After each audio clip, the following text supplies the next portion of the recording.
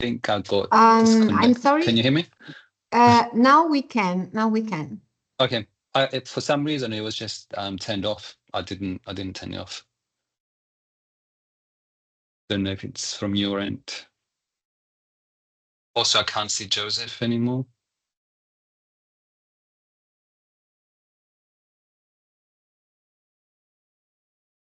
Okay. Theo, everyone has closed their webcams, so probably you see me and Alice, and that's it. Okay, but you can see me and you can hear me. Of course, perfectly. Okay, okay, right. So continuing. So I was just saying a huge achievement. Congratulations, and also thank you for raising the profile of restorative justice. And I can see a lot of students being online, which is a good indicator that the appetite is growing. So yeah, no, thank you for the work that you've done, and also for the center and the center's work. I think it's an important achievement to, just actually just start talking about restorative justice. And as part of your lectures, I wanted to kind of connect you with an international initiative, that's this Sunday, but we thought we mentioned it in your event to raise the profile, which is International Restorative Justice Week. So I'm going to speak within that framework, because one of the objectives is to raise the profile of restorative justice. And hopefully, with your help, we can address a few of the kind of awareness issues that keep coming up. So I chose to speak about what I call the McDonaldization of restorative justice. How long do I have to speak? Will people be asking questions? Are we going to take questions at the end? How would you like to run the lecture? Well, 45 minutes, so we can have 15 minutes for some questions, and then Tamarit have 45 minutes as well. Okay. Yeah, if there's anyone who's having like a burning question while I speak, please raise your hand and I can stop and we can engage in a conversation. So I'm very keen to engage with people as well. So I'll try not to speak for 45 minutes and maybe have a bit more time for for questions, and not just questions, just like discussion. I think it's more interesting and more engaging to have a dialogue. So yeah, I interested speak about restorative justice and McDonaldization of restorative justice, as I call it. And I think it's important as part of raising the profile for restorative justice to not just be supportive, but also critical, and being able as a movement to ask ourselves what's going well, what's not going that well, what can we improve, where should we put our focus in terms of development of restorative justice for the standards that we have, the theories, the practices. Otherwise, if we're just talking to the converted and we're just saying how brilliant we are, I don't think there's going to be any progress. So I'm coming from that constructive point, and you probably have seen from the work that I've done that I try to stay in the middle and look at the evidence, ask the questions, and advocate when there is evidence to support for the implementation of restorative justice. And I think that should be the responsibility of any researcher who is exploring concepts and practices like restorative justice, to remain open-minded, neutral, and as evidence-based as possible. So my title comes across as slightly critical in terms of how we have been developing restorative justice, and I'll explain what I mean by McDonaldization. And apologies for those who like McDonald's. I don't. One of the things that I'm very passionate about is nutrition.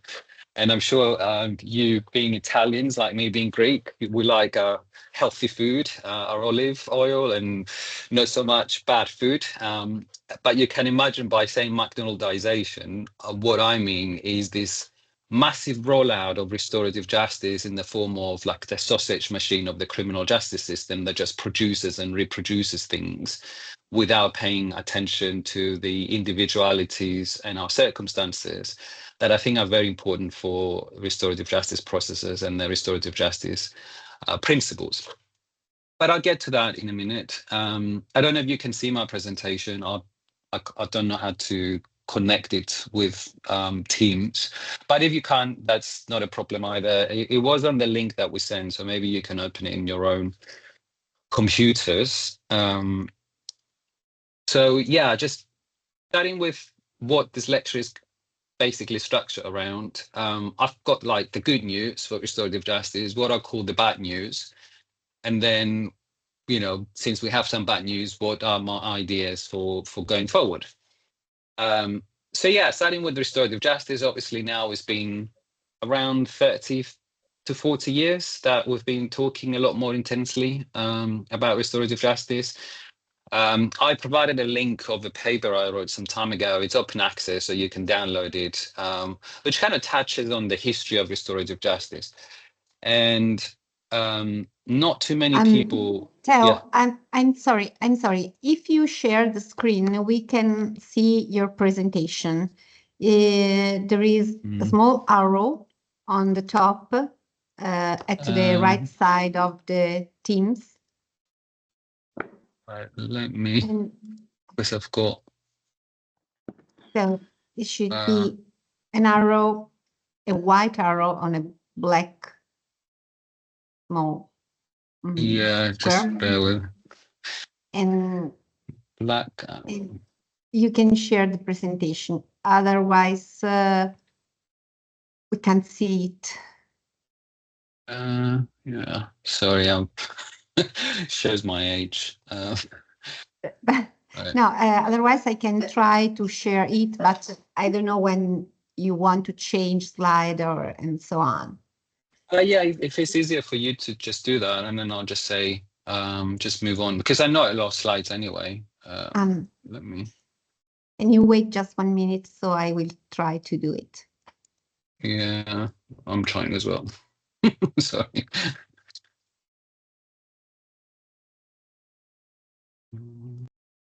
Okay. Non ce l'ho qui. Yeah. I think for security purposes, just don't do it. We'll try to do that in a short while. You can go on. Okay. Yeah. Sorry. Yeah, I can't turn it on for some reason. Right. So just going back to the history of restorative justice, I think, you know, most papers and arguments have been that restorative justice is a recent concept that, you know, we brought it up, but like in the last 20 years. Actually, the evidence, the historical evidence, and the papers that we have from philosophers and theories that have been developed goes as back as, you know, the ancient Greek civilizations and the Latin development of law and theory. In fact, the first person who I claim called restorative justice was Aristotle. So it goes as back as, you know, the Greek philosophy, but some people are even further than that, and they have found documents where the first human civilizations were dealing with conflict through restorative justice. May have not called it restorative justice, but it was the methods and the values of restorative justice. So yeah, obviously then that carried on, and with the creation of the kingdoms and the top-down structures of the criminal justice system, restorative justice started to disappear, and the conflict was taken away from the parties.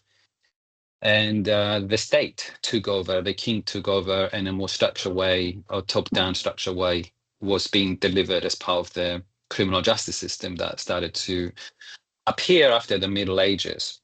But in the 1970s, we started talking about restorative justice again. Surprise, because, you know, the system was just not working as it should be. So I would say the good news is that 30 years later, I think restorative justice is now being discussed, not just in policy. You have your own center. We are talking about university courses, degrees. You know, there's a lot more interest in restorative justice. So I consider that to be good news.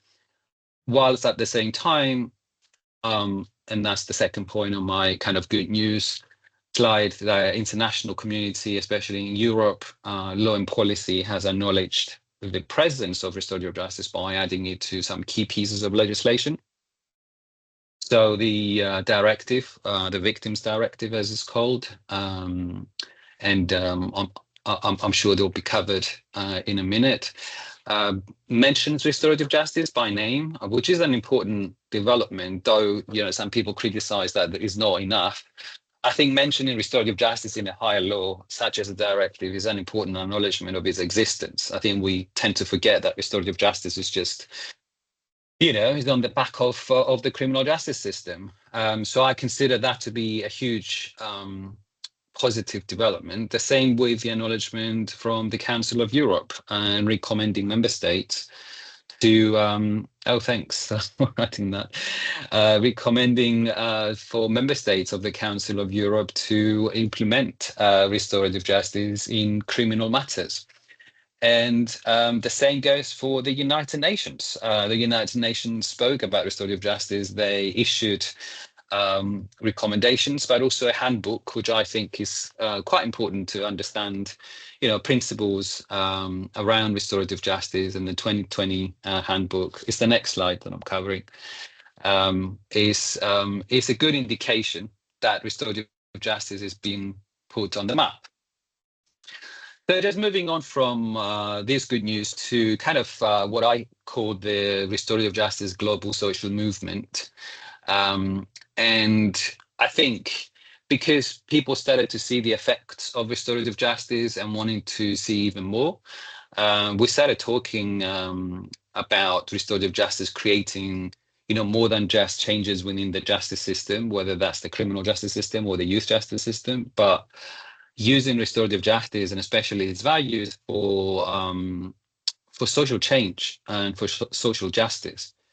And people are coming together to create a narrative and arguments to governments and international bodies for changes that they want to see to create better justice systems, but also better social justice, which goes outside of just penalizing people for crimes and antisocial behavior. So issues like using restorative justice approaches in education, in addressing poverty, in changing behavior, in addressing power abuses, whether these are by states or organizations or individuals. So as part of that, and as you might be aware, the institute that I set up called Restorative Justice for All, trying to do exactly what it says on the tin, offer and make restorative justice available to all. We wanted to push this social movement initiative, so we created a number of projects, a number of initiatives that are open to everybody, and I encourage students and anyone who's watching this series of lectures to sign up. It's the pledge, or the restorative justice pledge, that we ask people to consider. And this creates a group of people who sign up to this pledge and a connection between them. And it's just literally on the back of basic human rights values, which I think provide enough narrative for a joint narrative that we all sign up to articulate certain values behind restorative justice. So by acknowledging that, for example, when we engage in communication, we're not going to engage in violent communication. We're going to follow the peace principles and the human rights principles. These sort of acknowledgements and pledges kind of connect this group. So have a look at that. It's on the link on the presentation and also on our website. It's called the International Restorative Justice Pledge. The same goes for an initiative that we're trying to introduce for the Fellowship of International Fellowship of Restorative Justice. So people who practice in the world or restorative justice, want to connect them, offer them opportunities. Again, all this is on our website, so you can check out what's going on. And finally, something else that we're doing is that we're trying to promote, and I know this discussion about building restorative justice cities around the world. And we are trying to do this in a kind of smaller scale through a postcode project that we have in London, where we're based, to prove that restorative justice can be used not just to address antisocial behavior or prevent it, but also to create an ethos and a culture within communities where everybody behaves in a restorative justice way. So have a look at those. They're on the website. There is the links in the presentation. And it'll be interesting to get people's thoughts and feedback as part of kind of building an international social movement, and what else that might be happening in your country, or if by people that you know, that we can connect and enhance the voice. Other good news is that probably you've gathered restorative justice in the literature. It has grown so much. I think I've found more articles on restorative justice than any other criminology topic, to be honest, which is great. So it's good to have good literature, and obviously within that literature, not just theories, but some good research and evaluation of restorative justice practice. So yeah, I'll pause there and see. So yeah, it's the next slide when I'm going to go on to the bad news now. But I just wanted to pause there for a minute and just see that everything is fine. Anyone has questions, or if you're okay for me to continue.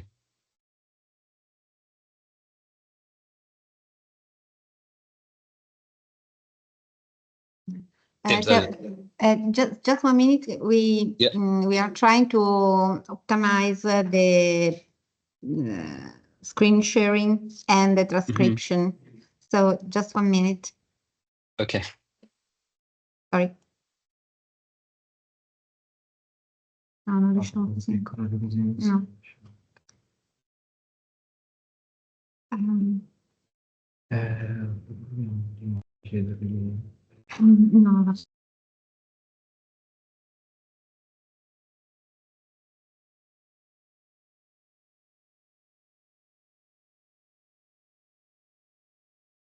You can go on. Thank you. Okay.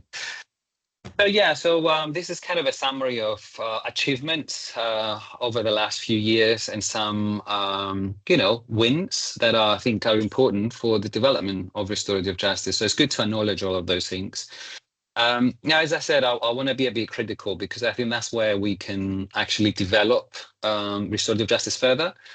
And given your 10-year anniversary, I think it's good to kind of probably discuss this as part of what are your plans for the next 10 years. And if these issues that, I might be bringing up are something that you are thinking about, apart from, your educational side of work and teaching restorative justice, and getting people who might go into the law profession or criminology to know about restorative justice. So one of my concerns has been around the definitions of restorative justice and the difference between principles and standards. And I've always advocated for safe and high quality restorative justice. And I think this is where we need to unpack the difference between having acceptable international standards that anyone who is practicing or even talking about restorative justice, they should respect. And then the difference between that and standardizing restorative justice.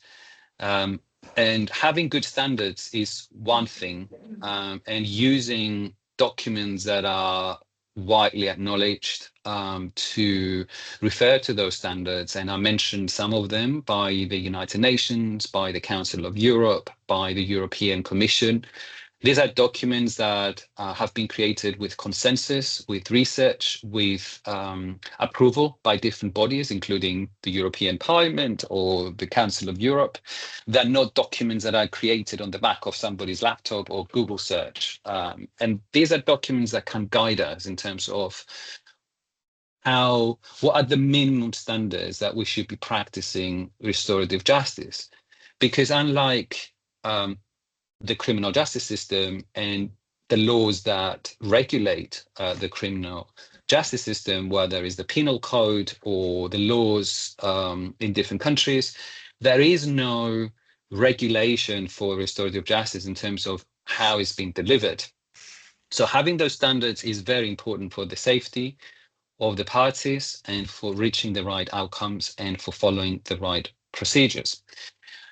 Now, that is very different from standardizing restorative justice. And what does it mean to standardize restorative justice? Is to just present a model or follow a model that is like a standard model that you have to follow. And I'm not sure who create this model or claim that they have that model.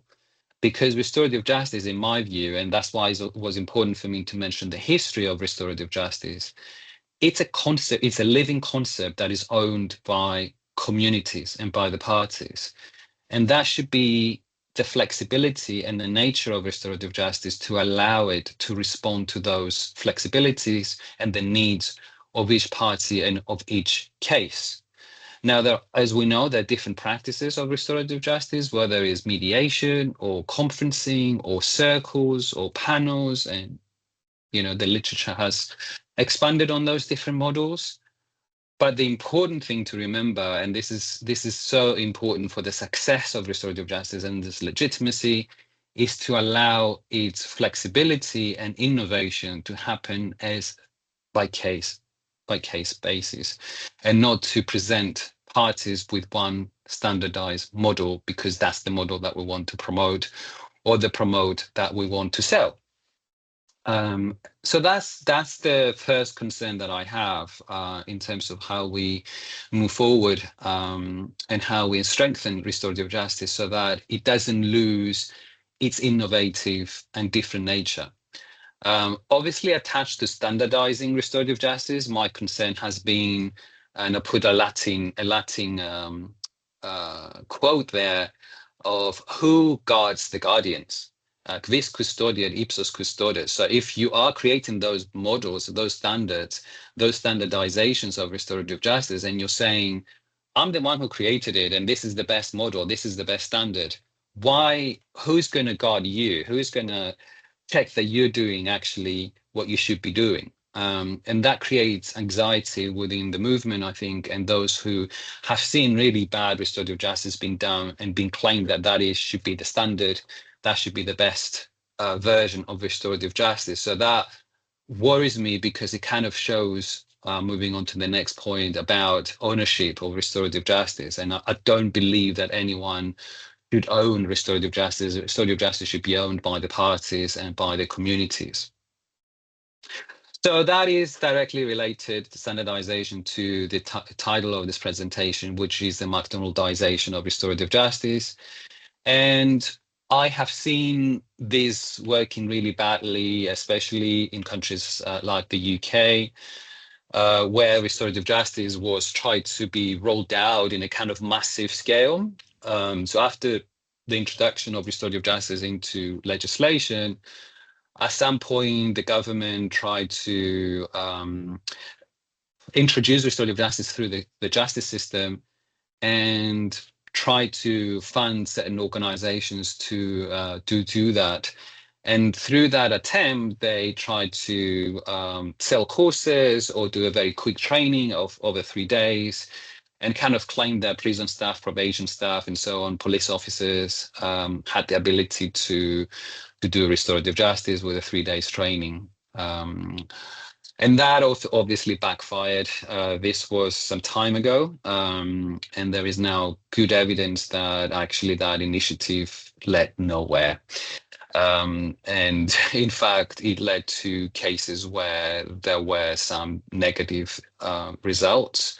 And in fact, it backfired for restorative justice because it created even more concerns from movements like women's rights movements, those who support victims of domestic violence and sexual abuse and of complex cases. And the point to take away from this learning is that you cannot, McDonaldize restorative justice in a kind of massive scale without considering how specific restorative justice is in its approach. And the second concern that I have in relation to this development is how easy certain organizations on certain governments use restorative justice as a business and try to make money out of it. And that worries me because it sells products in a way that it shouldn't be done. We shouldn't be selling short courses for the sake of training a prison to do restorative justice and then moving on. You know, restorative justice learning and education should be treated seriously and with respect of the values and the nature of restorative justice. I was trained as a lawyer. I'm a barrister in criminal law. It took me 10 years to get my license and practice.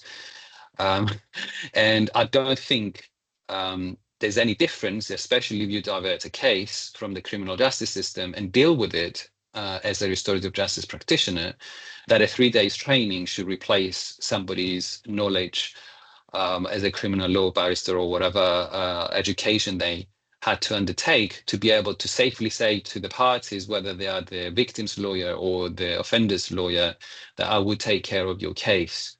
I think there should be responsibility from the movement and the practice to say, am I really qualified to take this case? Am I really qualified to say to these parties, to the victim, to the offender, that I will facilitate this case and take it away from the criminal justice system?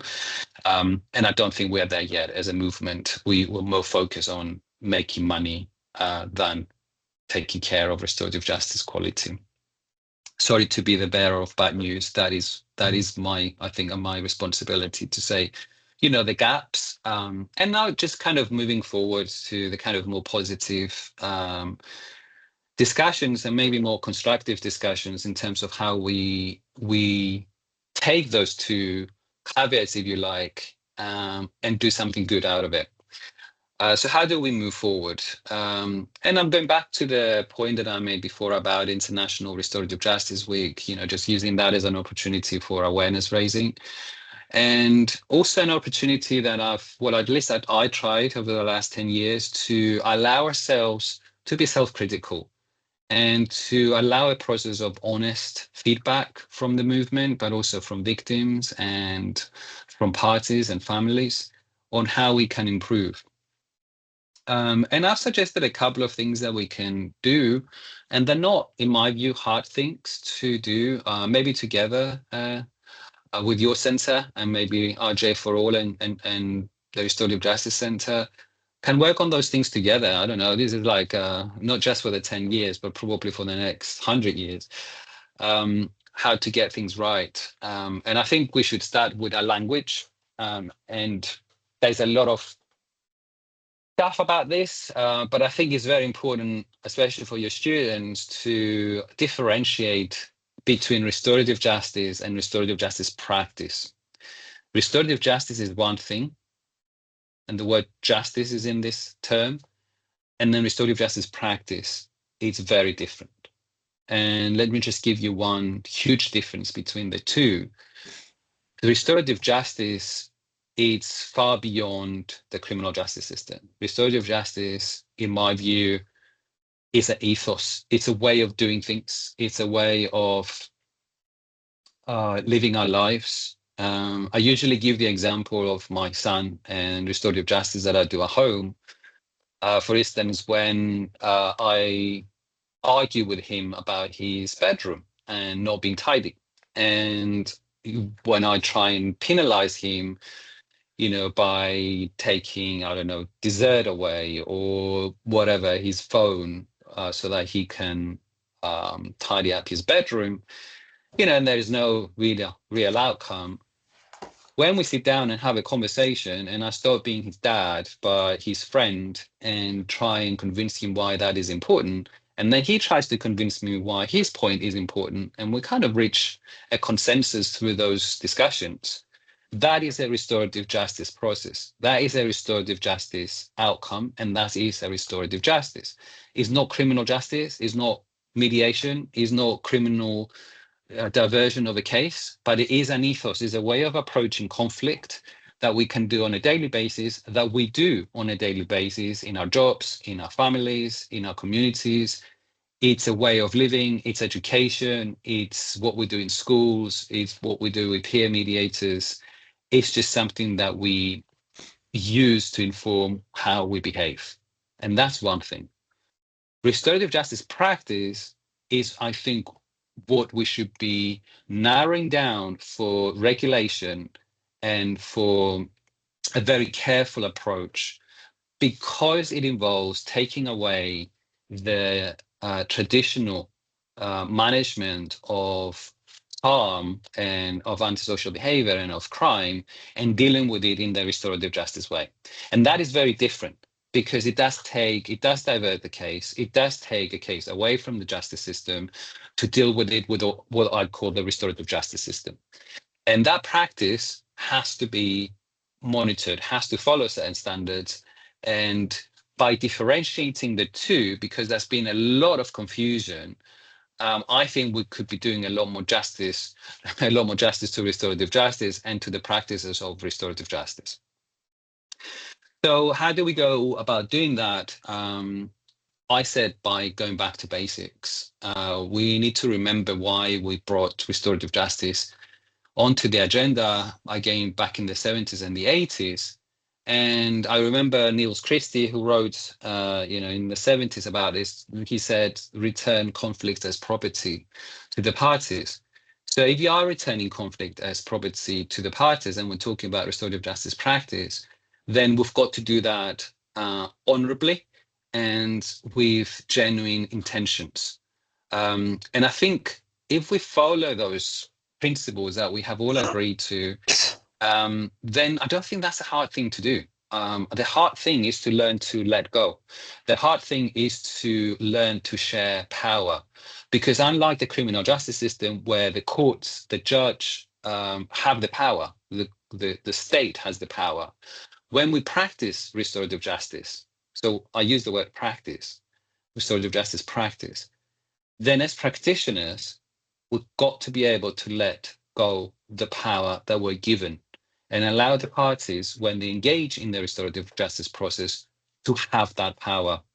And that is why when restorative justice goes well, one thing that we keep having as a positive outcome is parties' empowerment. So when the parties and the victims, especially, who are not part of the criminal justice system, feel that even if the case might not have been resolved, that during the process of restorative justice, they had experienced this empowerment.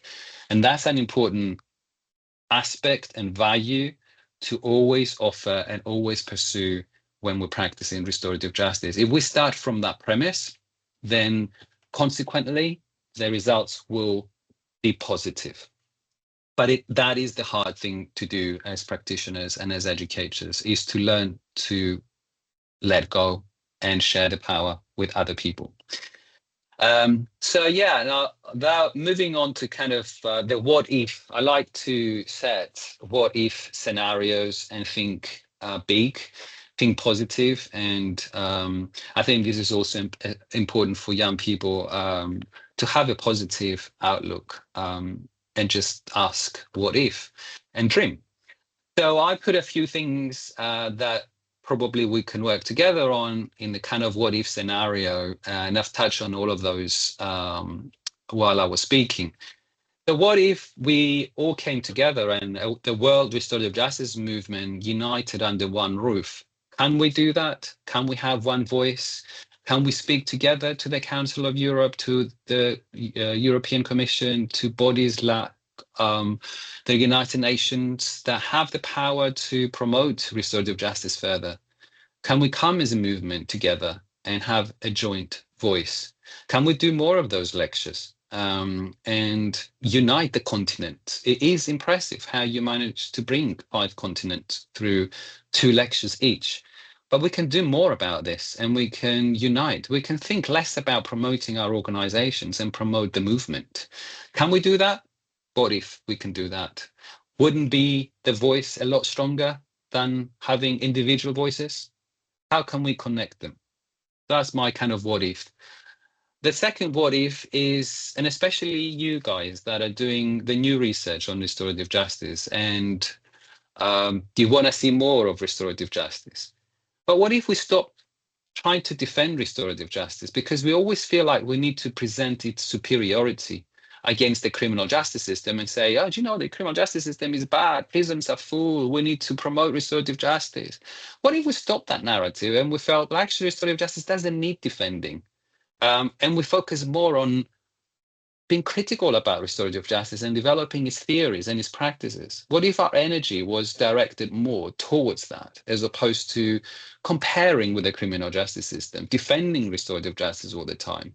Let's just focus more on what we need to develop theoretically and practically. Let's develop more the theory, the philosophy behind restorative justice. So that's the second what if. The third what if, which connects to this, is, can we really learn to coexist with criminal justice? You know, we always present that restorative justice is in opposition. So you either have the criminal justice system or the restorative justice option. I think both can coexist. You can have both. And one can exist in the community, the other one can exist in the criminal justice system, in the justice space. So what if we learn to coexist? I mean, if restorative justice is all about consensus and about dialogue, why don't we push more for coexistence? Why do we have to continue this abolitionist approach, which started the debate on restorative justice in the 70s and the 80s? But as John Braithwaite said, we are now mature enough to move away from this extreme narrative, this extreme discussions, and it's now time to talk about coexistence. So that's my third what if. My fourth what if, which also connects with the theme that we have chosen for this year's Restorative Justice Week, is education. So what if we regulated restorative justice education as opposed to regulating restorative justice? And that is a big difference, because going back to the point that I made before about education and 3 days training, if there is no regulation of how we deliver education for restorative justice and teach new students, new practitioners on how to speak, teach, or practice restorative justice, and there is no regulation around it, I think the standards and dropping the standards will continue, and the bad quality will continue. But that doesn't mean that we should be regulating restorative justice in the form of, if you're not on a register, you can't practice restorative justice. Let's not forget that restorative justice has been practiced by communities for thousands of years without regulators, without registers. And there's a quote in one of Braithwaite's papers about this regulation, and it says, try and say to an elder in Australia that they should be, their name should appear on a register to practice restorative justice. They'll laugh. You know, there's no valid argument for that. So that's the fourth what if. If you stop thinking about registers and regulating the practice and focus more on regulating the restorative justice education, I think that would address a lot of the issues and a lot of the concerns that have been expressed around bad practice, and focus more on the educational side as opposed on the regulating of the concept and who does what. And finally, you know, what if we, as I said before, if we structured every single intervention that we do through a co-design process with our parties, with the victims and the offenders?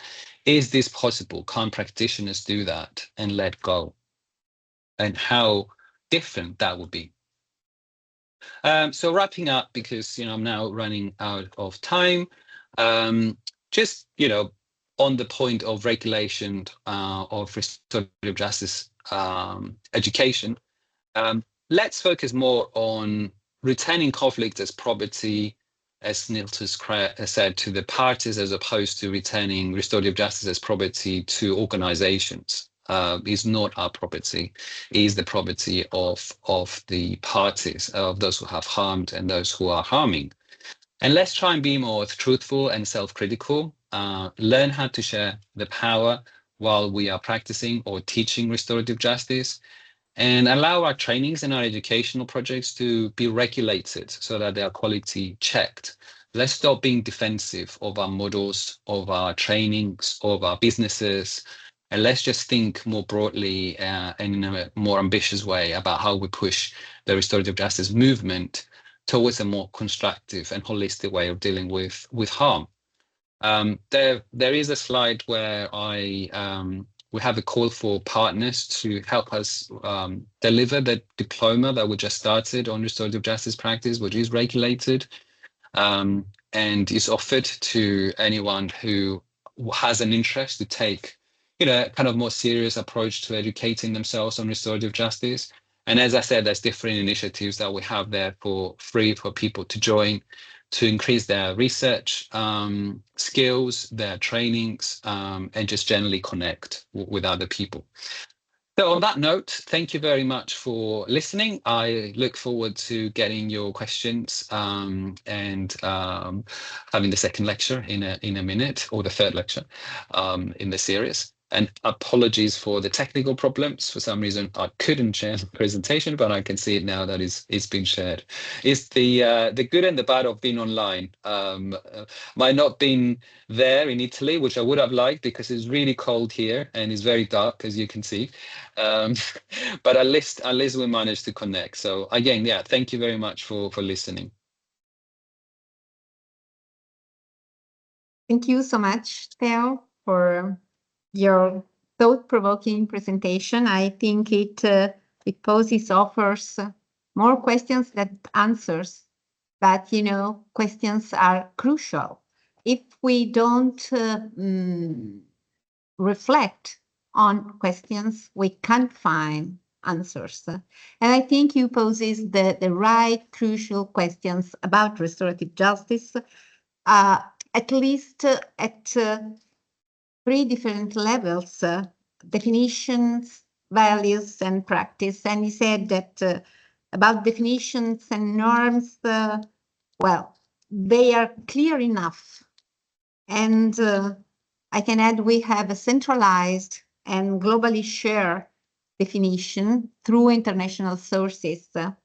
And at least some of them, like the directive, are binding, at least for Italy, and I can speak also for Spain, because we are in the European Union. Then there are not many disagreements about values, but values is a more complicated field, because we have to find a sharing view about what are the purposes also of restorative justice. And then there is the field of practice, which is the real field, the real operational field of restorative justice. But here I see also many differences. If I think to the Italian perspective, and I can add some consideration very briefly, I see differences that are linked to different local and regional tradition with preview old forms of mediation. There are differences depending on the models of mediation. So we have also different professionals, criminologists who are also mediators, psychologists, social workers who want to become mediators. And there are also associations that are against restorative justice. I think to the association of for victims of gender domestic violence, who sometimes fight against restorative justice practice for those kind of conflicts. And at the basis of your wonderful speech, there is the focus on restorative justice as a brand. Restorative justice may be seen also as a business, as an industry. Many years ago, Ugo Mattei and Laura Nader spoke about a sort of enterprise for a forced harmony, and they were very critical against some ADR methods, also in civil matters.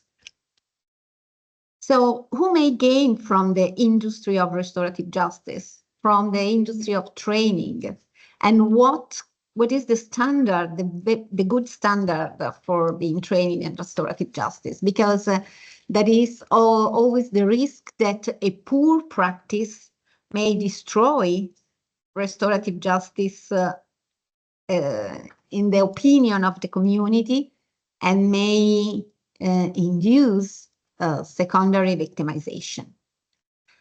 So thank you so much for your consideration, your speech. I'm so sorry, but from my computer, I couldn't share the screen as I would like to do. But I see there is one question from someone who is online. I can see your name, but Sofia Maria, please, I give you the floor. Yeah, exactly. Thank you so much for your presentation. And I have a question regarding the methodization of restorative justice. Since I'm writing a thesis about restorative justice and responsive regulations, and I'm currently a student of the University of Padua, so I'm Italian.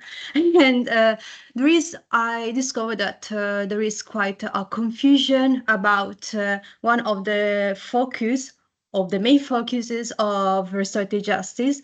For instance, when we are talking about regulation of restorative justice among scholars, there is this hot topic to say that restorative justice reduces recidivism. And while I tried to look forward to studies, I realized that there are some studies that say that there is a huge percentual about success in this matter. There are others that say that restorative justice can reduce recidivism, but not so much. It's not the main focus of restorative justice to reduce recidivism, but the other focus are, like, for instance, restore harms or the active responsibility of offenders. And in that way, there are a lot of topics, and perhaps is a way to convince people to access to restorative justice. So my question is it true that restorative justice can help to reduce recidivism, or is just a way to McDonald's the restorative justice? And in fact, as you said before, a thing is restorative justice. Another thing is restorative justice practices. So I'm very curious to know, what do you think about this topic? Thank you. Yeah, no, thank you, Sophia. And I think it's a very important question, especially because governments, they want to reduce prison population. They want to say, I'm the right government that brought the numbers of offenders down. So reoffending and recidivism is definitely like the big thing to sell restorative justice and say, the criminal justice system is failing. 75% of people go back to prison. But restorative justice doesn't do that, because it does something better. It reduces recidivism. Well, I'll use a silly analogy.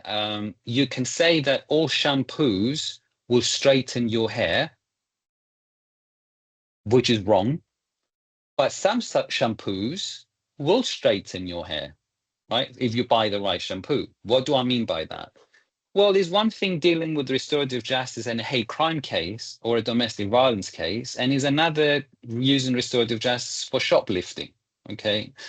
So if you look at each crime and each harm differently, and where restorative justice was used for that particular harm, then you would get a lot more accurate information around the rates of reducing offending.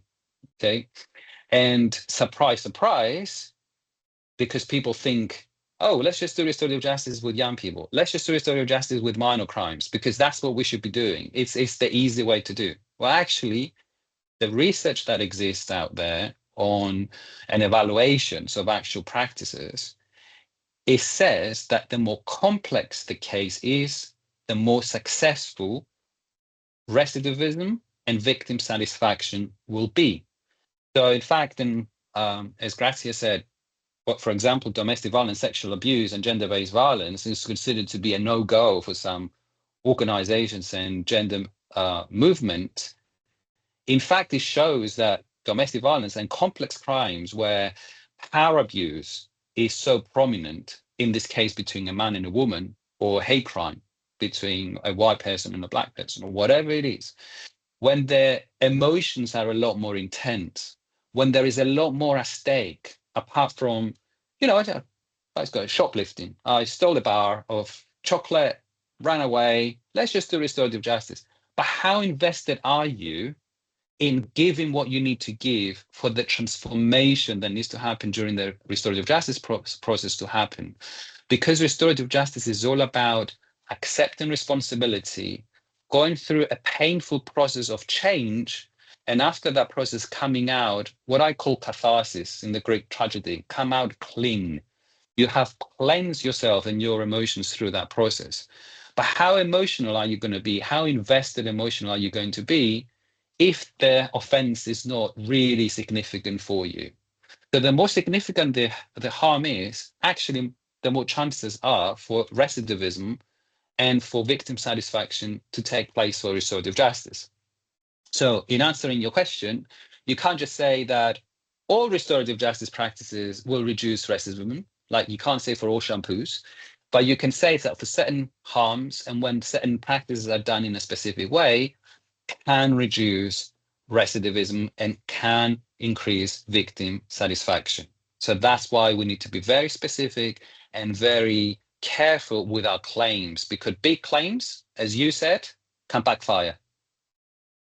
Thank you so much. But sometimes I feel like when there is this topic, there is a kind of confusion between restorative practices and rehabilitation of offenders, because it's okay that there is this active responsibility. So in the counters, the offenders may be accountable for what they've done. But if after the encounters, the state doesn't do anything to reintegrate the offenders, perhaps there is this huge risk that these people will reoffender in the future. So perhaps there is this kind of differences, and it's two different scale between the restorative justice practices inside encounters and after, so during the rehabilitation. So since you say that also restorative justice is much more than just justice bastonatos,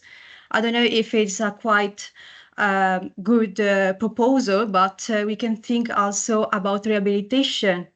I mean, between restorative justice and rehabilitation. So perhaps also there are sometimes so huge higher percentages about sex in reduced recidivism, because even if during encounters there is this huge attention regarding the active responsibility, if the governments, the states don't pay attention to the rehabilitations of these people, since we know that restorative justice pay a huge attention in why the offender commit a crime. Is the offender live in a, for instance, in a very poor state, in a very poor city? Even it's not that the offender was obliged to commit crime, and if the state doesn't pay attention to reintegrate the people, these people, of course, there is this huge risk that these people will reoffend. So perhaps we also have to pay attention to rehabilitation through the restorative justice values. I don't know what do you think about it? Yeah, I'll answer very quickly because I see there's another question. And if you leave your email in the chat, I'll send you a paper I wrote about reconsidering the relationship between rehabilitation and restorative justice. Oh, thank you. It would be very helpful for my thesis. Yeah, no, yeah, it's a huge discussion because, and again, goes back to restorative justice practice will be within a limited period and within a framework, has beginning, middle, and an end. The restorative justice ethos requires you to have a holistic approach to the harm that we're trying to restore. And that holistic approach requires a continuum of beginning, middle, and an end. And that continuum doesn't stop or finishes with mediation. So that's why partnerships are very important with practitioners. So what are you going to do depending on the harm after the agreement has been reached? Let's say in domestic violence cases. If a children is involved, are children's services going to help? Are psychologists going to help? Are therapists going to help? Are social workers going to help? And this continuum of taking care holistically and more genuinely with the harm and what triggered the harm in the first place extends beyond the practice, which is why our partnerships with other sectors are very, very important to capture the holistic journey of rehabilitation. Okay, and that's why we need to rethink a little bit the relationship between rehabilitation and restorative justice.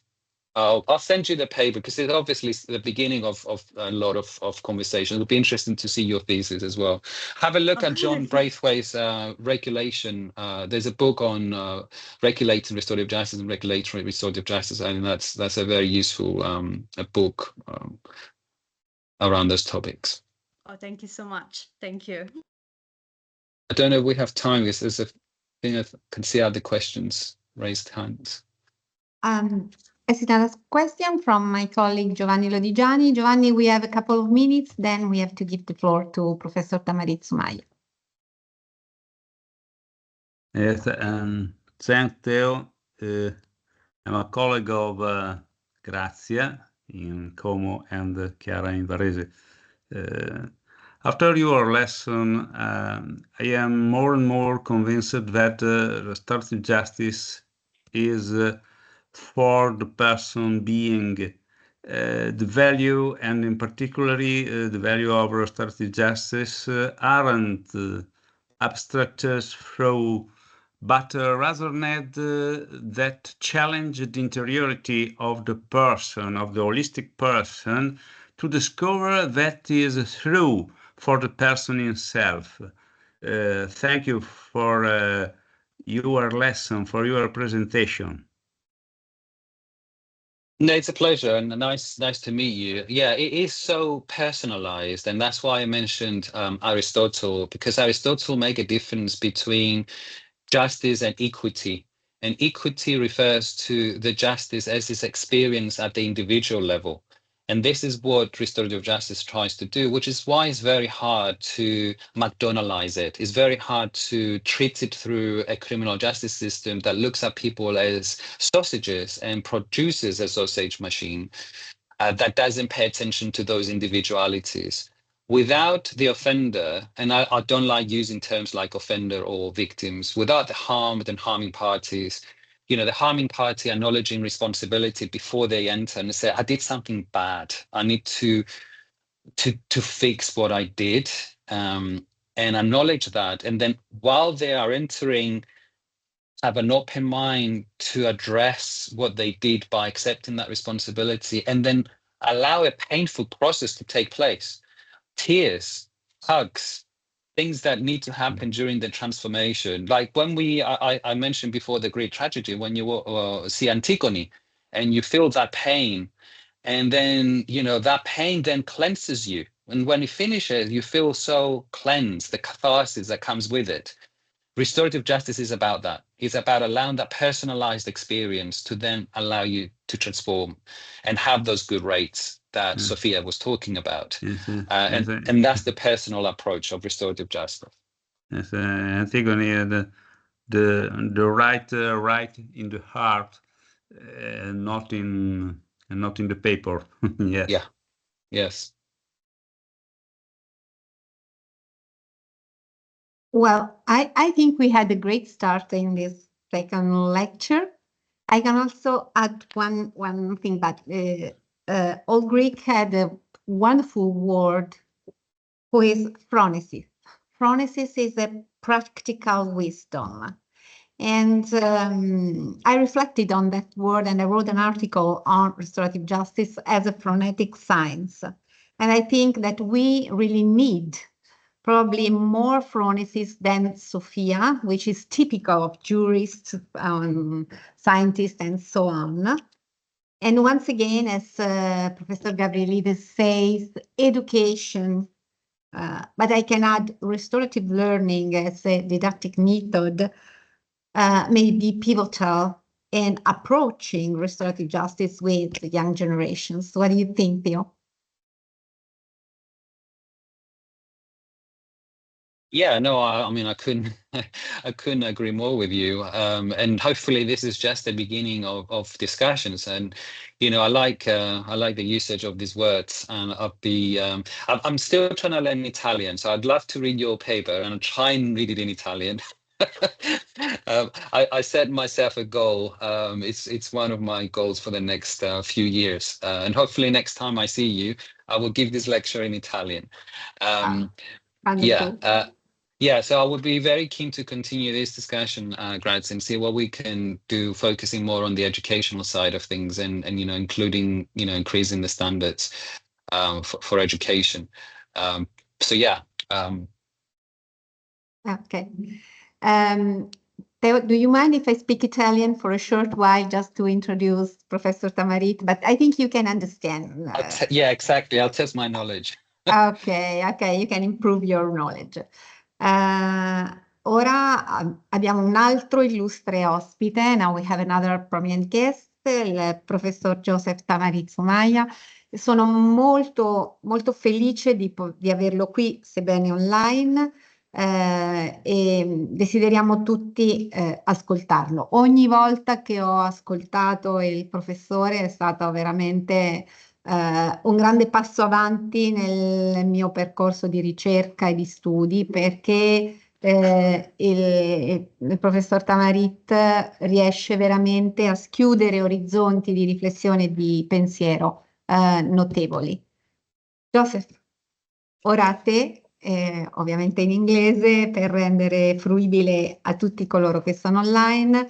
I would like to thank Professor Tamarit, and I give him the floor. Thank you. Grazie professoressa Grazia Menozzi, complimenti a tutti per questa celebrazione. Farò la mia lezione in inglese, ma poi se volete fare qualche domanda in italiano posso anche rispondere sia in inglese che in italiano. Thank you very much. It's for me a pleasure to be here. It would be better to be in Como, but we have this opportunity to share experiences, research about restorative justice that way. And it's for me a pleasure also to share with Theo Rabielides. I've read a lot his contributions in this area of research. Then I am going to share my presentation. Let me see if that is. So I don't use this platform, but I think it would be not easy, not difficult. Allora, in alto a destra c'è una freccia. Sì, l'ho trovato, ma poi non so come... Poi, una volta che apri, c'è condividi schermo. Second step. Il second step, guarda, te lo mostro, è qui, c'è la parola schermo e devi condividere, schiacciare qui e aprire il PowerPoint. No. Qui c'è share screen or something like that. I contenuti, ma non trovo cosa più fare. È già aperto il PowerPoint sul tuo computer? Sì. E dovresti andare sul PowerPoint così lo vediamo tutti.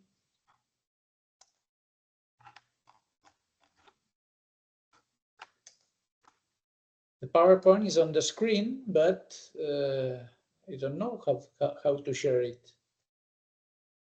Because when I go here, the only option is to cancel, but the option share is not visible. I had the same problem. I think it's the settings, the security settings, they just block here. So I don't know if you can do from your end. Something is blocked here. I will ask to our technical again, because probably you both were allowed, authorized to share the screen because you are presenters and we did that exactly before starting with this lecture. I don't know why during the first lecture we had no problem at all, so both the presenters share the screen, but probably there is something that doesn't work now. Yes, I tried another way. Let me see. Okay, but you can move to PowerPoint because we can see your. Can you see it now? We can see Gmail actually. No. Gmail, why? It's not exactly what we should see. Yes.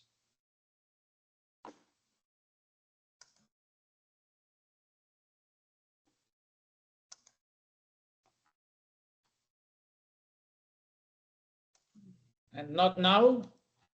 Not now. So then could you send me the presentation by email and then I'll try to share? But now I send it now or later after the lecture? Now. Okay. Of course.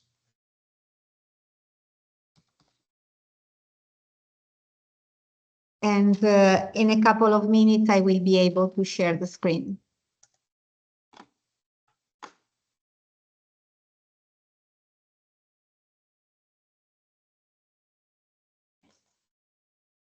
Now I've sent it.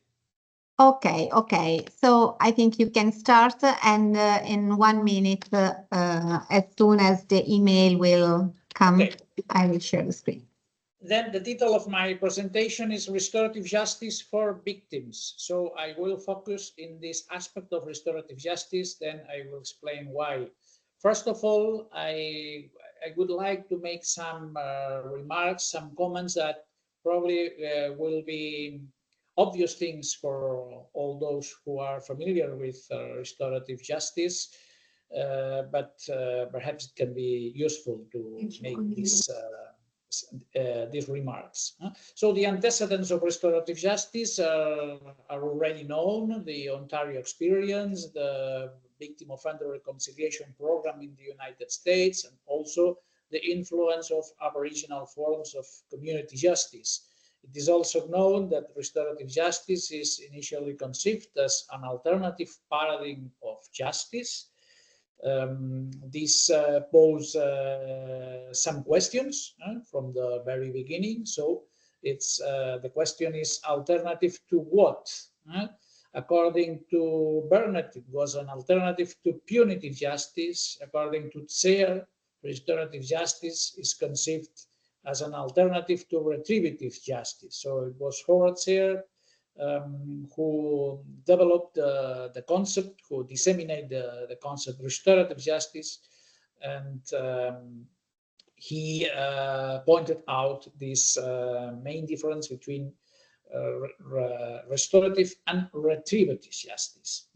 But another theoretical backgrounds that are important here to take into account, one of them is the article of Niels Christie, 1977, Conflicts as Property. So Christie focused on restorative justice from an abolitionist approach. He considered that the criminal justice system has produced an expropriation of our power as citizens to deal with our conflicts. Niels Christie didn't defend to use the concept of restorative justice, mainly because justice was for him something too strong related to criminal justice. So the idea of justice is for Christie, according to Christie, somehow intrinsically punitive. I discussed with him this issue because, according to my view, the idea, the strength of restorative justice as a concept is above all in the strength of the idea of justice, reconsidered not as punitive but as another way to respond to the social demand of justice, to the social need of justice after a wrong has been committed. That's for me a main idea here. Another theoretical antecedent of restorative justice is the idea of reintegrative chaining by Braithwaite. His first work in 1989 is already known, and other contributions in this line. Then there is another idea that has been very much disseminated along the world, is the idea of by McCall and Watchell about the different typologies of restorative practices. Here I agree with the idea by Theo that restorative justice is not the same as restorative practices, and that restorative justice as an ethos, as even we can talk about restorative culture or restorative values, is not what I am going to deal with here. I will focus my presentation mostly in restorative practice, so not on restorative justice in a very broad sense. So McCall and Watchell disseminated a model where the restorative character of different restorative practice depended on the participation of victim communities and offender. So practices where victims, communities, and offender were involved were considered as fully restorative.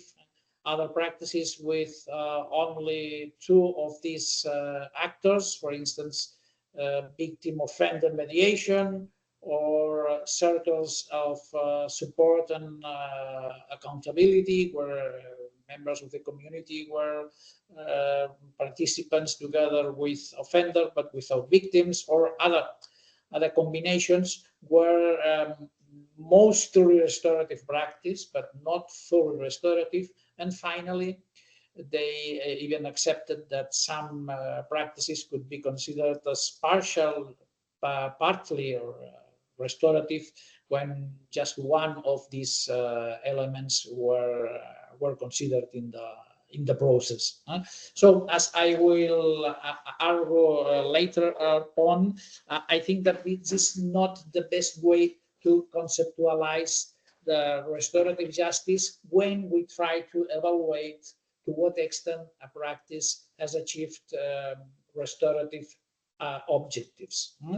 So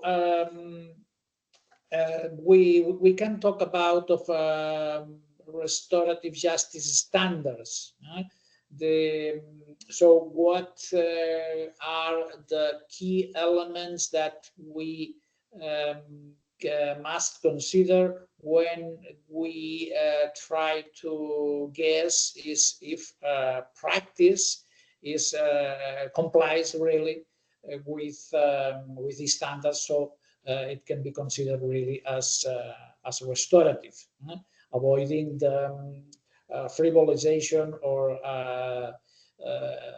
a bad use of restorative concepts. So we can find the basic principles in the ECOSOC, the United Nations document in the 2002. In this document is a soft law document, but there were established the main principles of restorative justice. So voluntary participation, fairness and neutrality, universality, confidentiality, harm and reparation, flexibility, and the main point of the presence of a facilitator. Then we have the Handbook of Restorative Justice. Its first version in 2006 and the last version in 2020. Also delivered by the United Nations organization. And in this last version of this handbook, significant developments have been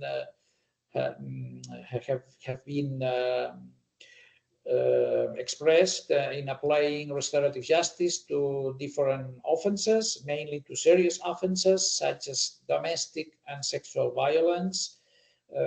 Also procedural safeguards, victim empowerment, community involvement, best practices and evaluation have been considered. But we can make the question about restorative justice in Europe. So restorative justice is mainly a product elaborated in Anglo-American countries that has been transferred in Europe, and we can question what are the problems, what are the challenges when we try to transfer those practices in the reality of continental Europe mainly. So here the United Kingdom can be a different case, but Italian, Spain, and other continental countries share common features that can be interesting to consider when we try to reflect on restorative justice applied in this area of Europe. Right? So first we have a problem, we have a challenge with regard to language. The word to restore is not easy to translate in Roman languages. For instance, in Italy, it's used mainly the word justitia riparativa, and not in Spain. I tried to introduce the same word in Catalan and in Spanish, but finally the word used usually is justicia restaurativa, so a literal translation from the English word. In French, justice réparatrice is used, but also justice, so the direct translation of restorative justice. So here there is a main issue. It's not just a matter of words, but what is conceived as the main element of restoration. And then other concepts such as conferencing, for instance, is not easy to translate in Roman languages. Then we have a problem with the legal framework. The legal elements related with a model which is based in the principle of legality are not so easy to adapt to the spirit of restorative justice. And then we have other elements related to legal culture. All in all, we can consider as important steps towards establishing restorative justice and accepting restorative justice at the European level. Some standards approached by different norms. For instance, the European directive, so from the European Union, 2012-29, establishing minimum standards on the rights, support, and protection of victims of crime.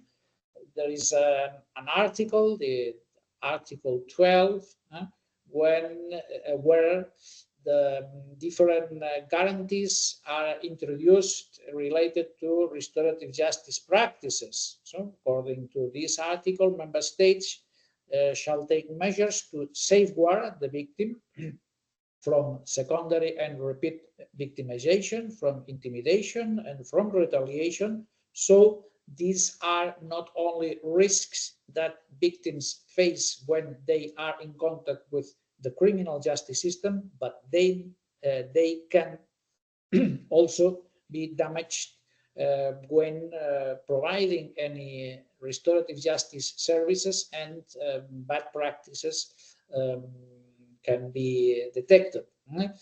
So such measures shall ensure that victims who choose to participate in restorative processes have access to safe and competent restorative justice services. And then there are some conditions established, for instance, that these services can be used only in the interest of the victim. The victim must be informed about the process, about the potential consequences of the process. The offender must acknowledge the basic facts of the case as a key condition. Any agreement must be voluntary, and discussions in restorative processes must be confidential and not subsequently disclosed. So these are the main guarantees related to restorative justice processes according to this directive. But we have also other norms, soft law norms adopted in the frame of the Council of Europe. For instance, the Council of Europe recommendation 2018 concerning restorative justice in criminal matters, and where different principles are established, and also the recommendation of the Council of Europe 2023 on rights, services, and support for victims of crime. Here also there is an article, the Article 18, where is provided that the restorative justice should be a service generally available, and these services should have sufficient capacity to provide safe and effective services to all victims who may benefit, being the type and seriousness of the offense, the geographical location, not in themselves be preclude restorative justice from being offered. This is an important issue because in some countries, we can see, for instance, this in Spain, some actors, some social organizations don't accept easily that the restorative justice can be a good solution for some kind of crimes, for instance, sexual crimes or family violence. So then I will move to what can be the main focus of my intervention. So restorative justice was introduced as a practice mainly because it was thought to be a good solution for delinquency, so a best option or a better option for offenders to avoid recidivism. This was an issue in a question previously, and mainly for just offenders. Now, if we consider the publications based on the research, there is a huge research on restorative justice nowadays, and evaluations of restorative practice that have been published, the results. Now we can see that paradoxically, restorative justice seems to have, restorative processes seems to have better results regarding to the victim's interest than regarding to the offender interest or the reduction of recidivism. With regard to benefits for offender rehabilitation and prevention of reoffending, there is a contested evidence. So it's not so clear that restorative processes have good results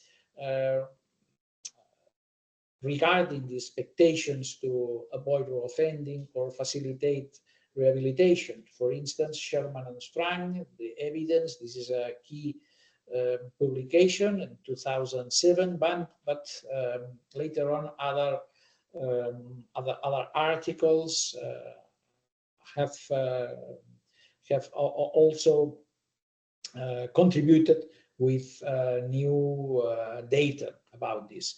And there is little evidence that restorative justice has reduced prison populations. Here we can consider a contribution by Wood, 2015.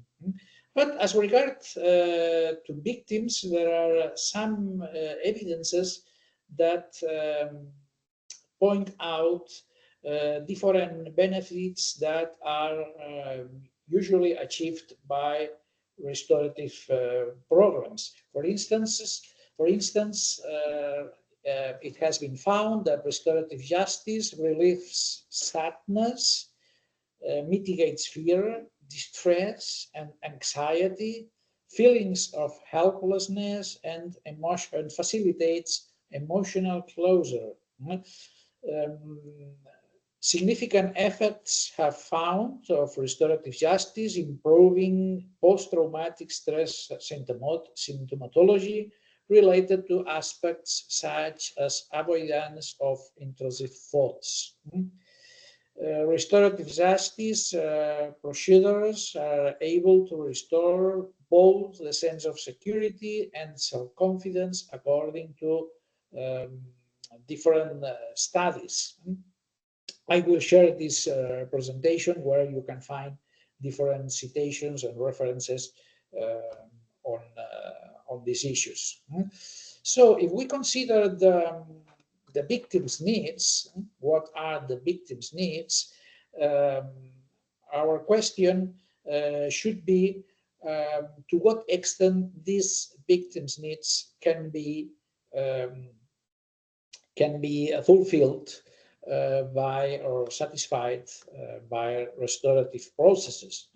We can consider victims' needs in three dimensions. There are common needs for all victims, needs for respect, recognition, protection, support, justice, compensation.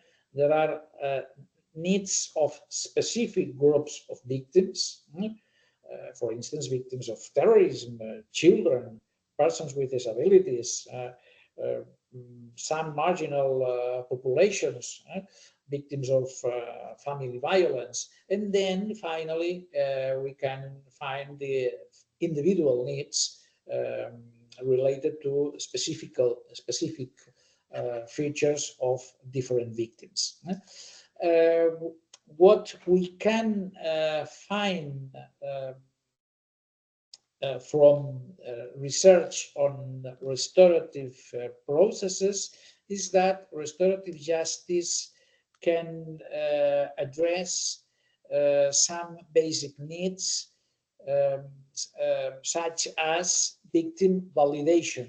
This is a very important need to be considered. Voice and active participation, empowerment and control, acknowledgement of wrongdoing, accountability, justice, future safety, expectations, and healing and reparations. Why some of these needs previously mentioned can be considered as basic needs? First of all, I want to stress one of these needs and this is the need for recognition. Recognition is really a basic need. To obtain it, victims may be even willing to give up their rights or secondary needs. Usually we can find experiences everywhere. When, for instance, victims say, I don't want nothing, I don't want to be repaired, I want just that the truth is found out. So what is this, what are these victims saying? These victims are expressing that what they need the most is to be recognized, validated as victims, and they are and they can give up other rights or put aside in a secondary position. Then another basic need is the need for justice. The justice is can be really considered as a need for victims of crime. Here we can see the difference of to be a victim of a crime and to be a victim of other social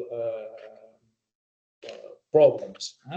Victimization is a threat for society because it challenges the belief in a just world.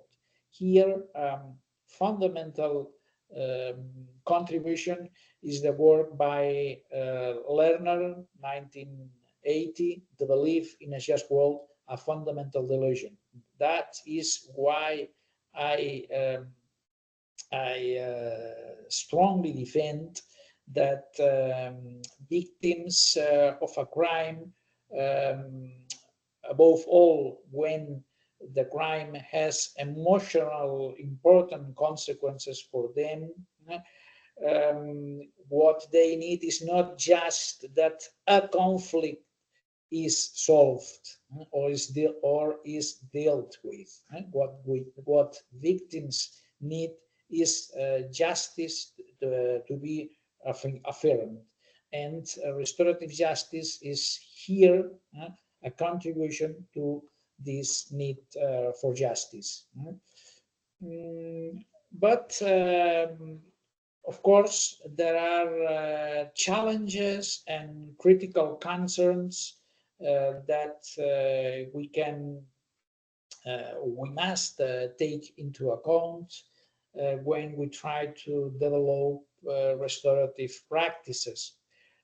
First challenge is to avoid secondary victimization or to avoid power imbalances in a process of mediation or other restorative practice. An important challenge is also the issue of apologies and mainly forgiveness. Forgiveness and reconciliation are usually accepted by some restorative justice practitioners, but are always a sensible issue as far as dangerous expectations can be promoted when these words are introduced in the context of a restorative dialogue. Above all, forgiveness. Forgiveness must not be must not be felt by victims participating in a restorative justice as something that is expected to give. Reconciliation can be also understood in very different ways, so even in dangerous ways, as expectation as a church for the victims to reconciliate with the offender. There are also to be considered the ambivalences of victimhood, and also a key issue in victimology. This is the concept of ideal victim. So society society conceives victimhood based on the stereotype of what is the ideal victim. And here can even be considered what would be the ideal victim of restorative justice. The ideal victim of restorative justice would be a victim who is always prone to forgive the offender and to make things easy. So victims not expressing real feelings.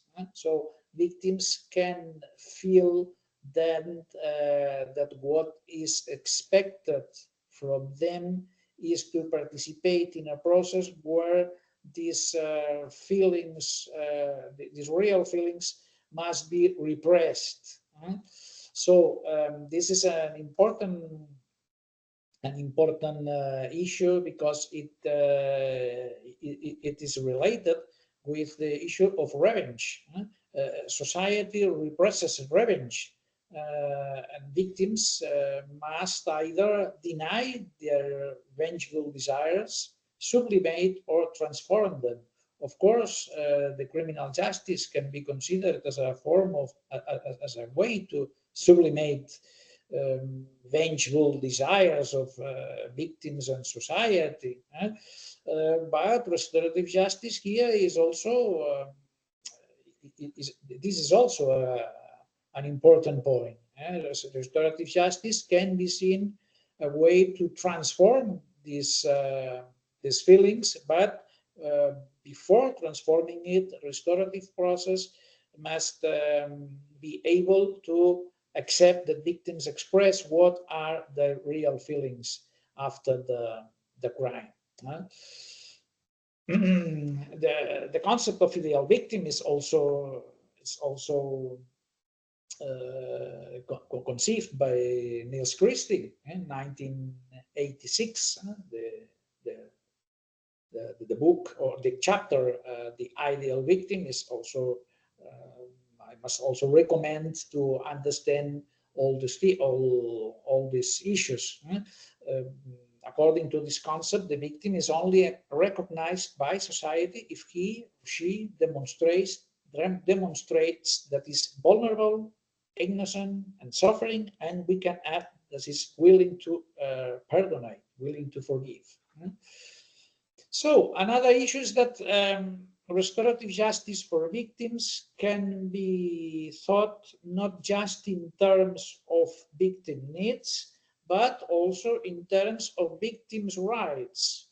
What are victims' rights? Information, participation, support, protection, reparation.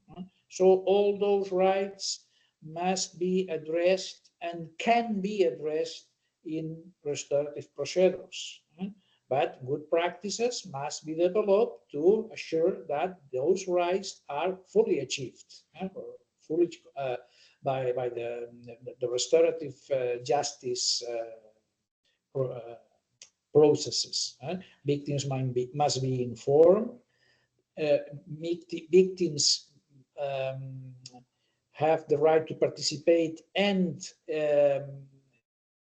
victims must feel that they really are heard, that they have really voice in the process. They must have support before the participation in the process and during the process. They must be protected from secondary victimization, and they must finally be repaired. How can we evaluate a restorative justice? This will be my last point, or almost last point in this presentation. Restorative process is not a priori level, so evaluation is needed to confirm to what extent the objectives of the process have been achieved. I've developed a model to evaluate restorative processes, and this model is based in two elements. So first, the process must be evaluated according to the actors. So we must evaluate how victim, offender, and community, if it's the case that all three actors participate in the restorative process, have achieved the expected results of the process. Of course, not all restorative process have the same objectives and can have the same expectations. And regarding to these three actors, or possible actors, potential actors in the process, two dimensions must be evaluated: the process and the outcome. And here you can see when you will have access to the document, you can see a table where the different questions are put to each of these dimensions. Finally, I will go to the potential and limitations, where these can be some final reflections or some final questions. For instance, relating to potential of restorative justice. Restorative justice is really a form of justice or just a conflict resolution opportunity. Second one, there are no a priori limits to restorative justice. The limits are only those decided by the participants. Restorative justice cannot be considered a general alternative to the criminal justice system. It can be considered an alternative in those cases where the parties and the participants are willing to find an active way of dialogue to deal with the consequence of the crime or of the conflict. Restorative justice can be a good option for family violence and intimate partner violence, and also for other serious crimes. This is a main issue. There are usually worries that restorative justice is not a good option for serious crimes. Research has evidenced that restorative justice can be even better for those crimes that have a strong emotional impact for victims. And finally, what are the challenges and opportunities for restorative justice in Europe? First of all, European societies are nowadays even more multicultural societies. So cultural motivated crimes, hate crime are a key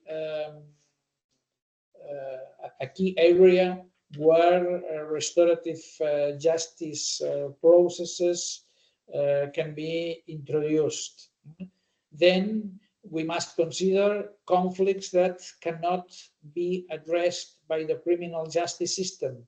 For instance, crimes under prescription, crimes with minors involved, family violence, bullying. For instance, those crimes where some of the minors involved are underage, even under the age considered as the minimum age for the criminal justice to intervene. Nowadays, we are finding that even more children below 14 years. 14 years is the age, the minimum age for the for the intervention of the juvenile criminal justice. But even more, children under 14 years old are involved in conflicts, in family violence, in bullying, even in rape cases. So here, restorative justice can be a good option to deal with these cases, where even there are overlapping between offender and victim roles, sexual and other semi-public crimes that have not been reported. So these are interesting areas where restorative justice, even outside the criminal justice system, can be considered as a good option.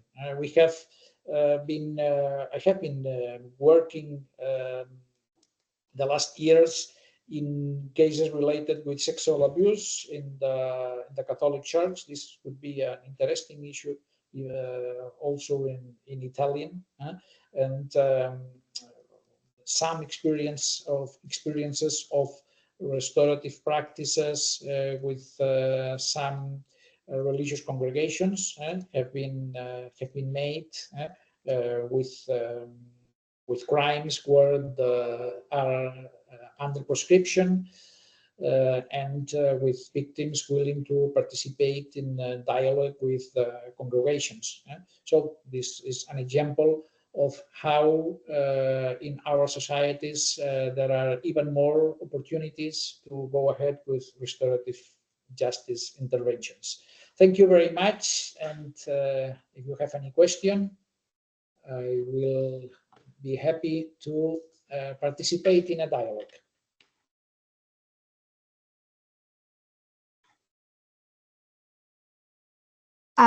Thank you so much, Professor Tamarit. Thank you for this clear, exhaustive, norm-grounded presentation focused on restorative justice and victims.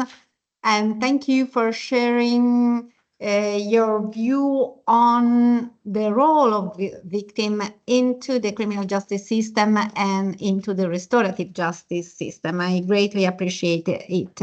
Just to sum up for our students, I appreciated a lot the focus on language, because countries from Roman law tradition may have some difficulties in translating all the literature, norms, issues related to restorative justice into Italian, Spain, French, because our way of, how can I say, of conceptualize restorative justice is strongly linked to language. And legal language has its own peculiarity in each country because of legal tradition and despite the European attempt to unify and harmonize all the regulations.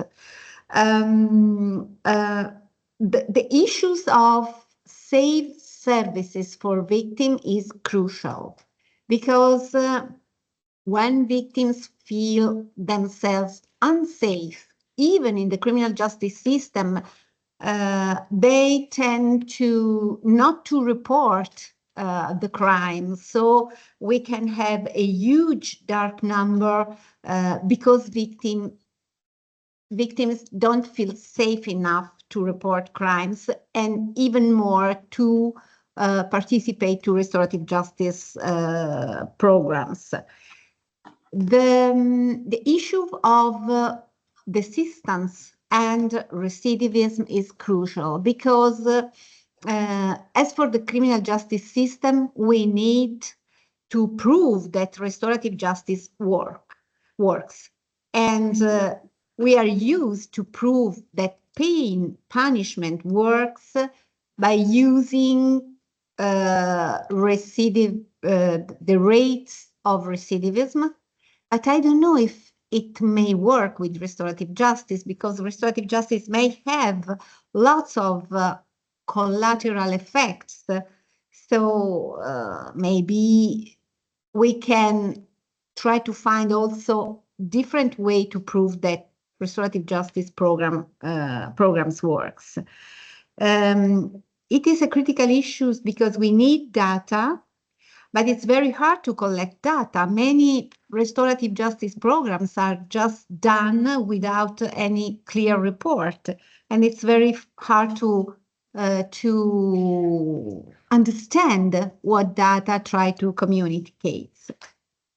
The victim needs is a crucial point, because restorative justice, I think, may help us to understand the real needs of victims, which are participatory needs, information needs, but also needs related to dignity and recognition. Professor Tamarit explained really clearly how much victims need to be recognized. But victims may be very different, because there are victims who are not totally innocent. There are victims who have also the role of offenders, and it's make everything more complicated, even in the restorative justice program. As for the evaluation, the process and the outcome, I would like to underline that Italian legislation specify that the positive restorative outcome can be considered by the judiciary for their evaluation. So Italian legislation is really focused not only on the process, I mean on the restorative justice process, on its quality, but also on the outcome. So I would like to ask if there are questions for Professor Tamarit from those who are here in presence and for those who are online. Are there any questions from the public, from this audience? Yes, please, Sofia. I have a question. Thank you, Professor Tamarit, for your wonderful lecture. Since you talk about victims' needs, I have a question about this topic. Since in Italy, we have the first application of restorative justice programs in process, but I don't want to talk about the details of this case as it's very user complex, but it's about a very complex and I cannot say serious crime, and the problem is the following: the fact that they accept, I mean, the tribunal, they accept they allow the restorative justice program, even if the families were opposite about the restorative justice program, as the victim couldn't say anything, as it is about a murder case. And also the public prosecutor wasn't right about the request of the offenders. And the tribunal replied that even if there isn't any consent, it's possible to apply the mediation with the surrogate victims. So my question is not even if there are many theories like the reparative theory and the encounter theory that say that it can be a restorative justice with or without consent, isn't that isn't like a risk that in order to have restorative justice we override the families and the victims' needs? So that's my question. I'm not sure that I have understood the question. So it's a case of murder where there are indirect victims or surrogate victims. We must differentiate this. So in a case of murder, the family members can be not surrogate, but indirect victims. So victims. So indirect victims in case of murder are victims. Surrogate victims is a different thing. So it's where a program, for instance, consider to introduce in a dialogue other members, other persons that have no relation with the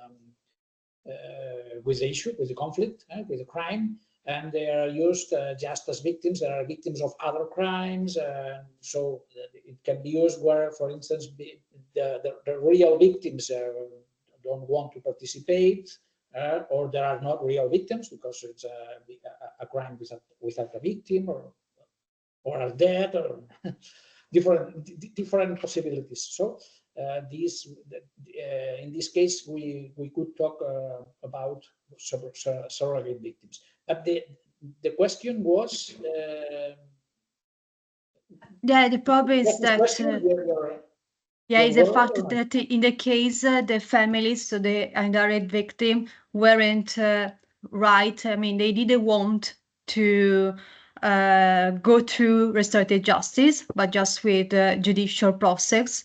But even if they weren't right with restorative justice, the tribunal apply the restorative justice program. And also they say, even if through the conferences and encounters, the families will say that they don't want to encounter the offender, is not a huge problem, since there is also the possibility to go through the mediation with the surrogate victims. Sofia, può anche sintetizzare la domanda in italiano, okay, per gli studenti, so molto sinteticamente. The victim don't want to participate in the encounter, but the victim is accept to participate in the process in an indirect way, so an indirect mediation, for instance, or not, or even not. So a restorative process can be only conducted if the parts consent to participate. So that this is obvious. So if not, it's not a restorative process. Could be another process, but not a process with the victim.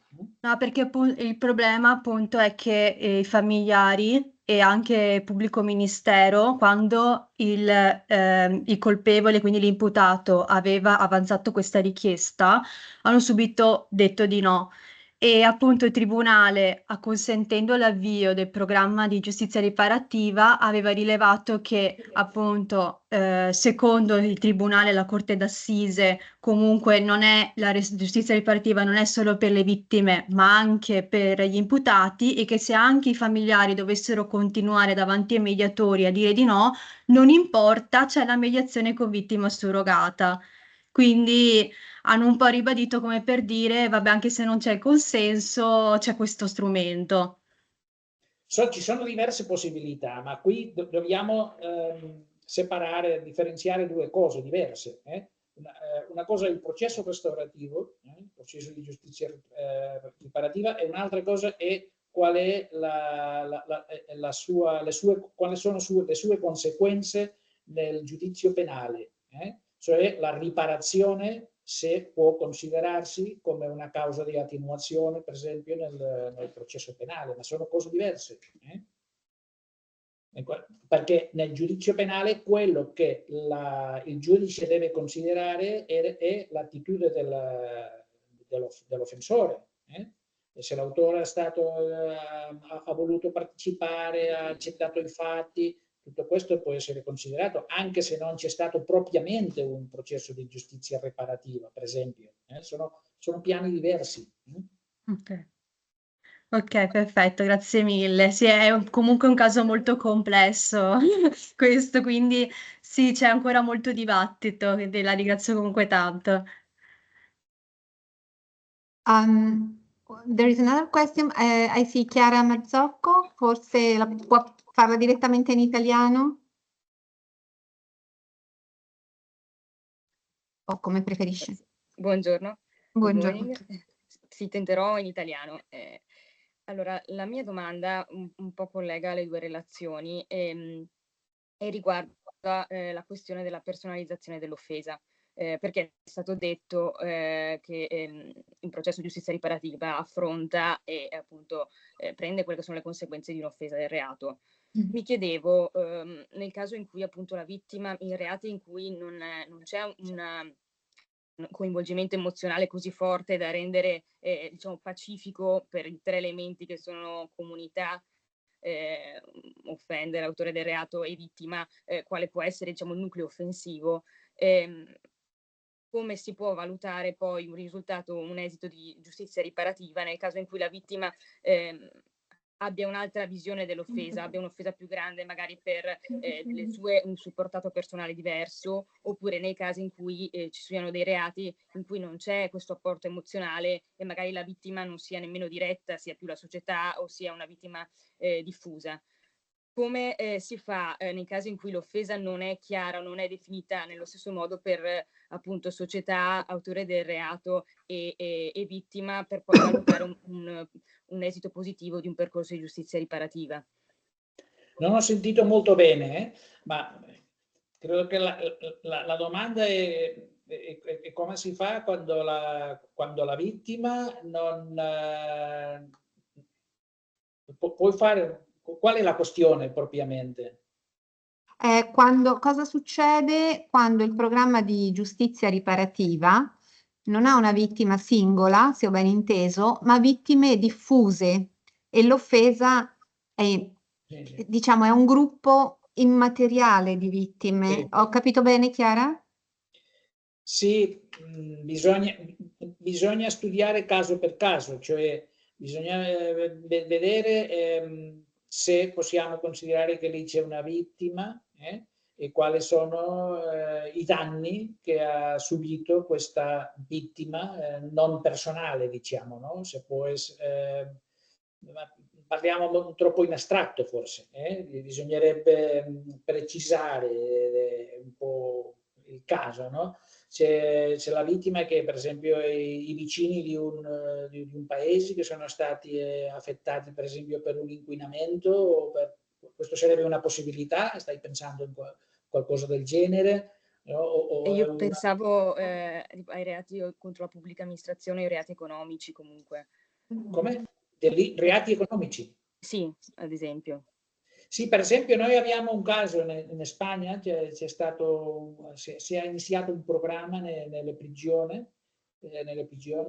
per casi di corruzione, no? Un programma ispirato nella giustizia restaurativa con valori restaurativi e in questo programma si è introdotto la partecipazione di persone che appartengono a associazioni che un po' possono fare più cosciente all'infrattore di quali sono le conseguenze della corruzione sulla società, sulla fiducia pubblica nell'istituzione, tutto questo. Cioè bisogna immaginazione per adattare il processo restaurativo alle circostanze specifiche del reato. E questi sono casi interessanti a pensare e come fare partecipare. Ci sono dei casi dove la vittima e la comunità teoricamente sono elementi diversi nel processo restaurativo, ma possono essere molto vicini, perché forse è la comunità che è la vittima, non la comunità in senso astratto, ma una comunità in senso più concreto. Un esempio sarebbe questo, un reato ambientale, un reato contro il medio ambiente, dove c'è, per esempio, sono i contadini che sono affettati in un territorio concreto. Non è una singola vittima, non sono vittime determinate, ma sono un gruppo di vittime più o meno determinate, per esempio, o un paese, o un quartiere, una città. Grazie. Se posso, professor Tamaritte, questo è un tema molto importante. I join English because we have also English guests. Because when we have groups of victims, or where victims are not aware of their own victimization, promoting a restorative justice problem may be very complicated. So I'm thinking to victims of, or I don't have the English word, of frauds related to food, drinks, and other things, or a victim of environmental crimes who doesn't know about pollution and risks. So we have a sort of, how can I say, invisible stakeholders, unconscious stakeholders. What do you think about? Yes, it's a challenge, of course, right? Because the restorative process has or can have a transformative dimension. So to transform things, a way or a challenge to transform things is that to make that to facilitate that that people, the actors, social actors, become aware of the consequence of a problem in corruption, in environmental crime, for instance, are good examples for this. Or even in sexual crimes, this can be an issue. In sexual crimes, we live a transformation of a cultural transformation. So what 20 years ago was not considered as something important now is considered as more important, because values are changing. So a restorative process is an opportunity to transform values. If not, a restorative process would be always conservative. Sometimes the values in the community are values that are not against the crime, but are in favor of the crime to continue being committed. So the restorative justice in these cases cannot be a way to confirm the values, but to transform the values. Grazie molte. Allora c'è una domanda in chat di Claudio Fontana che chiede i centri di tutela per le vittime sono focalizzati sulla protezione, and then I will translate into English, ma i centri per la giustizia riparativa devono invece mettere in gioco le vittime.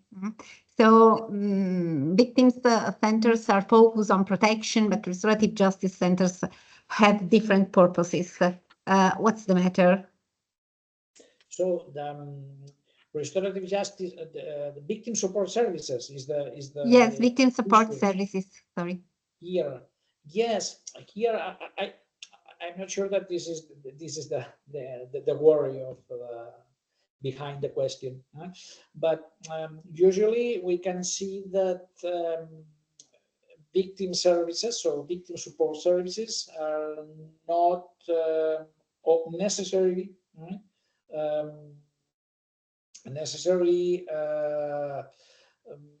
familiar with restorative values or with restorative justice programs.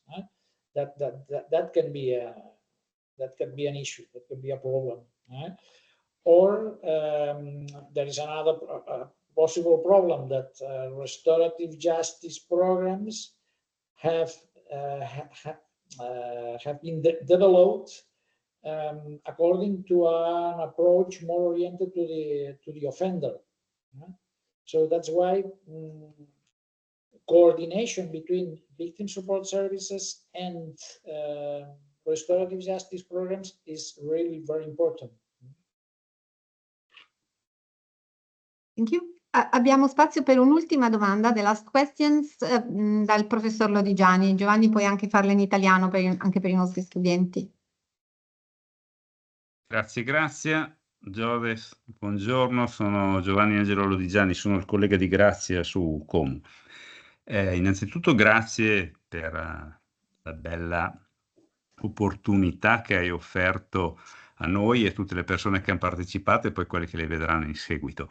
Desideravo sottolineare un fatto che hai messo bene in evidenza, cioè come il discorso relativo appunto all'ambiente, cioè quando si parla di ambiente necessariamente stiamo parlando di cultura, implicitamente stiamo parlando di cultura, e in un ambiente dove c'è una dimensione sottoculturale, ma nel senso di forza di un ambiente dove le relazioni sono improntate comunque a dimensioni di aggressività, non magari immediatamente fisica, ma anche verbale o quant'altro, è molto più difficile poi intervenire con dinamiche di giustizia riparativa, perché è molto più difficile attivare i percorsi di cambiamento interiore delle persone, ecco. E quindi grazie per questo, perché la cultura non è una realtà materiale, tuttavia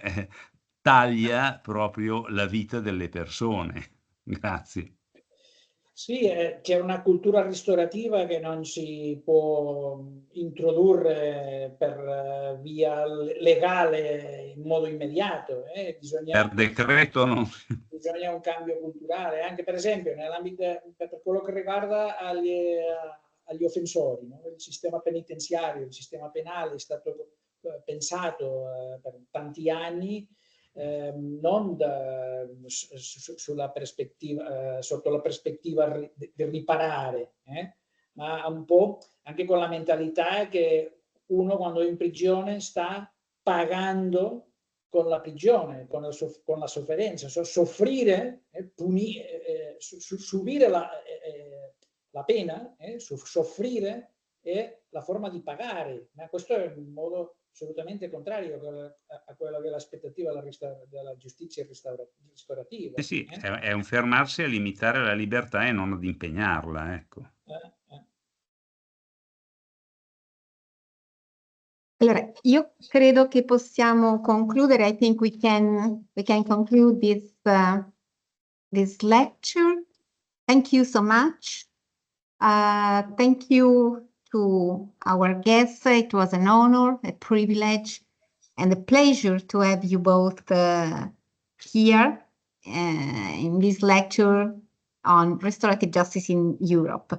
The presentation will be uploaded for students, and I will ask for formal authorization to upload the PowerPoint presentation on our on the center website. Once again, thank you so much. Keep in touch, and I hope to have you both personally here at the University of Insubria in the next future. We hope this. Bye-bye. Bye. Thank you so much.